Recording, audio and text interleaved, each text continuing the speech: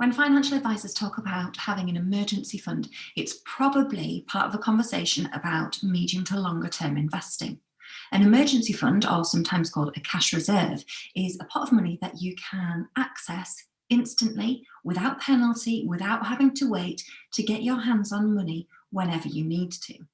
Typically, an emergency fund wouldn't be within an investment. It would be perhaps in a bank account or a savings account or premium bond, something which doesn't go up and down in value and is easy to access.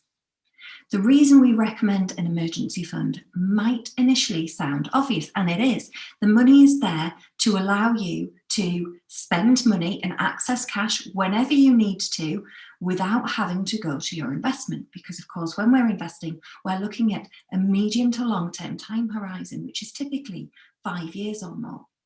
But why do we actually say that you shouldn't touch your investment for that long?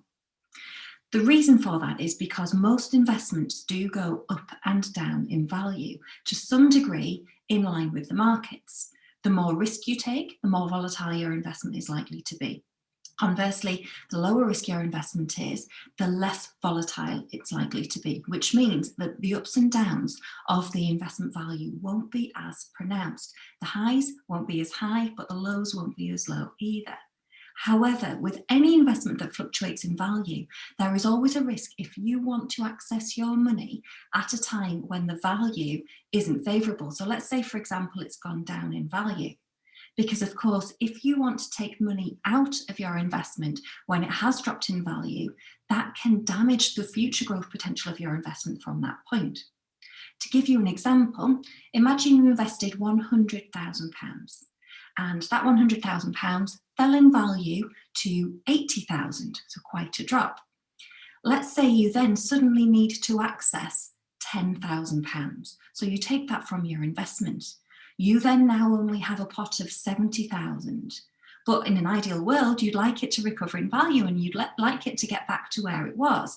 But there's less money in the pot, which means that it does have a steeper hill to climb. Whereas had the £100,000 been invested and had gone up in value, maybe to 110,000, you would have then just been taking the profit. You would still have your 100,000 left in the investment. So taking your money at an unfavourable time can actually damage the future growth of your investment. And that's why we like to ensure our clients have an emergency fund.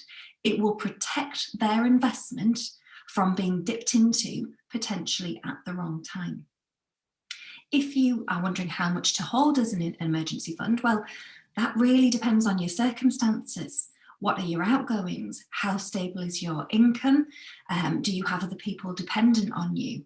Are there certain things going on in your life that might require extra money? Are you doing renovations to your house, for example? Have you got children at university? Typically, we would say at least 3 months worth of income, but really it does depend on your circumstances.